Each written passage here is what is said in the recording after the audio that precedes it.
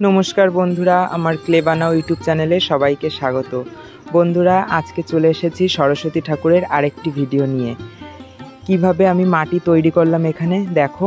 আমি প্রথমে আঠা মাটি নিয়েছি, তার ভিতরে একটু জল দিয়ে নিয়েছি ও তুষ মিশিয়ে নিয়েছি। তুষ বলতে এখানে এটিকে কুড়োও বলে, যেটিকে মুরগিকে খেতে দেয় সেই তুষ, চালের থেকে যেটি বেরোয় সেই তুষটি। এটি মাটির সঙ্গে ভালো করে মিশিয়ে নিচ্ছি। আর আমি এখানে হাঁসটির একটি বিচলি দিয়ে কাঠামো তৈরি করে নিয়েছি। এবার এই মাটিটি ভালোভাবে পেরি পেরি করে নিয়েছি, একেবারে পাতলা করে নিয়ে ভালো করে এবার হাঁসের গায়ে লাগিয়ে নিচ্ছি। তোমরাও এইভাবে হাঁস বানিয়ে তারপরে মাটি লাগাতে পারবে। আমি এখানে পুরো হাঁসটি মাটি দিয়ে বানাইনি, কারণ এখানে যদি পুরো হাঁসটি মাটির তৈরি করতাম তাহলে হাঁসটি অনেক ভারী হয়ে যেত, মানে টোটাল ঠাকুরটা দিয়ে অনেকটা ভারী হয়ে যেত। ছোট ঠাকুরের ভিতরে অনেক ভারী হয়ে গেলে অনেক সময় সমস্যা হয়ে যায়। ওর জন্যই এখানে হাঁসটির জন্য আমি বিচুলি দিয়ে হাঁসের বডি বানিয়ে নিয়েছি। তারপরে এখানে আমি এই যে তুষ আর আঠা মাটি দিয়ে এই প্রথম স্টেপ কমপ্লিট করছি, এর পরের স্টেপ দেখাচ্ছি। দেখো আমি কিভাবে স্টেপ বাই স্টেপ করছি।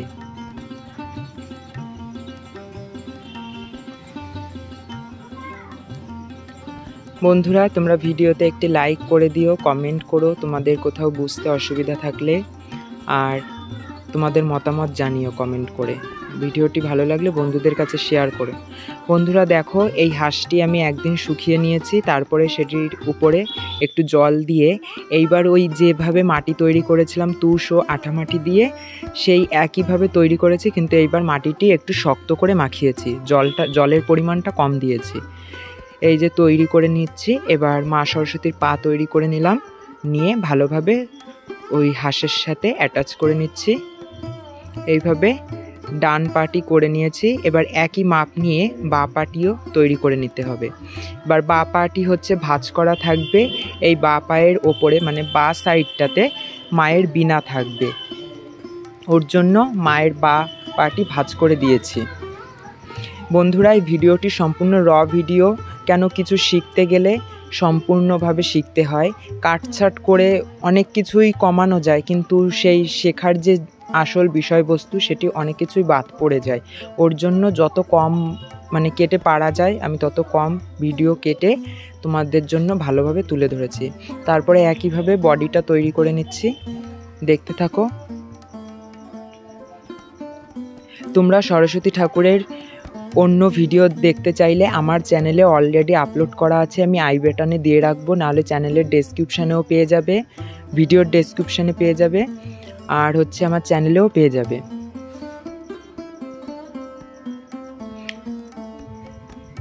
দেখো তোমরা কিভাবে তৈরি করবে, ভালোভাবে দেখতে থাকো।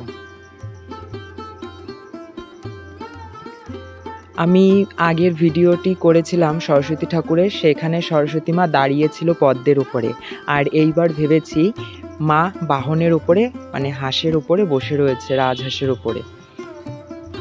এখানে বন্ধুরা আমি ঠাকুরটি তৈরি করছি তুষ ও আঠামাটি দিয়ে, মানে এটাই প্রথম পার্ট হচ্ছে।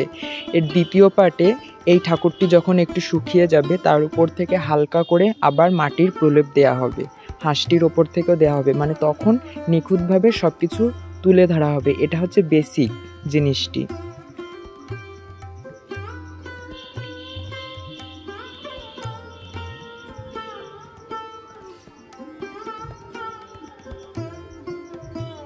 এবার বন্ধুরা হাতের সাহায্যে একটি লম্বা আকৃতির করে নিচ্ছি, হাত বানাবো বলে।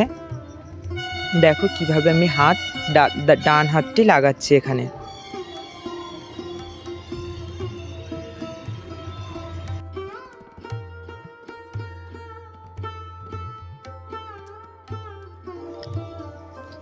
দেখো আবার আরেকটি হাত তৈরি করে নিচ্ছি, মায়ের বা হাতটি।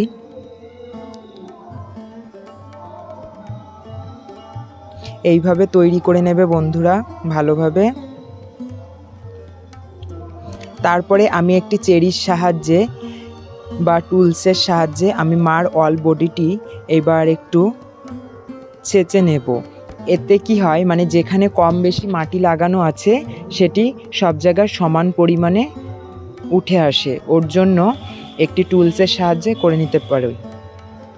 বন্ধুরা, তোমরা এই রকম টুলস যদি কি করে পাবে, কোথায়, তোমরা অনলাইনে গিয়ে সার্চ করলে ক্লে টুলস তোমরা পেয়ে যাবে সেখানে, বা তোমরা হোমমেড টুলও বানিয়ে নিতে পারবে, যেমন দেশলাইয়ের কাঠি, তারপরে চাকু, নেল কাটার, এই সব ধরনের জিনিসগুলো দিয়ে তোমরা সহজেই টুলসের কাজ করতে পারবে।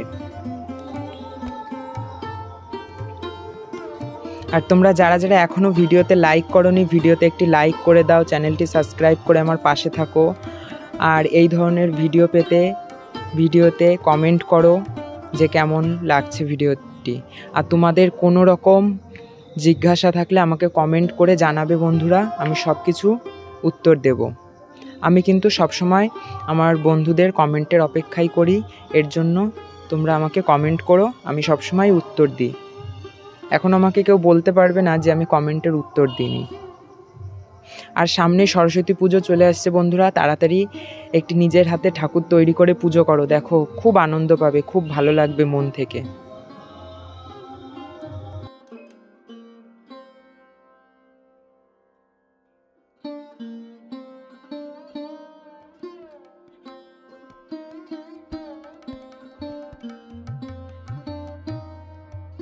বন্ধুরা, আর যারা যারা এখনও আমার ফেসবুক পেজটি ফলো করোনি, সেখানেও আমি এই ক্লে ভিডিও দিই। বন্ধুরা, তাড়াতাড়ি আমার ফেসবুক পেজটি ফলো করে দাও, তোমরা ফলো করে আমার পাশে থাকো, সেখানেও আমাকে সাপোর্ট করো। আমার ফেসবুক লিংক তোমরা পেয়ে যাবে চ্যানেলের ডেসক্রিপশানে। আর আমার ফেসবুকের পেজের নাম হচ্ছে ক্লে বানাও রাকেশ, মানে আমার ইউটিউব চ্যানেলের নাম হচ্ছে ক্লে বানাও, তার সঙ্গে শুধু আমার নামটি যোগ করে দেবে রাকেশ, ক্লে বানাও রাকেশ, তাহলে আমার ফেসবুক চলে আসবে। সেখানে আমার একই পিকচার দেওয়া রয়েছে, লোগো। বন্ধুরা দেখো, আমি এখানে এই একই মাটি দিয়ে একটি বিনা তৈরি করে নিয়েছি, সেটিকে দিয়ে দিলাম। আর মায়ের হাতের নিচে একটি সাপোর্ট দিয়েছি যাতে মার হাতটি মজবুত থাকে। তাহলে থ্যাঙ্কস ফর ওয়াচিং বন্ধুরা, নেক্সট ভিডিওর জন্য অপেক্ষায় থাকো, পার্ট 2 এর ভিডিও। টাটা।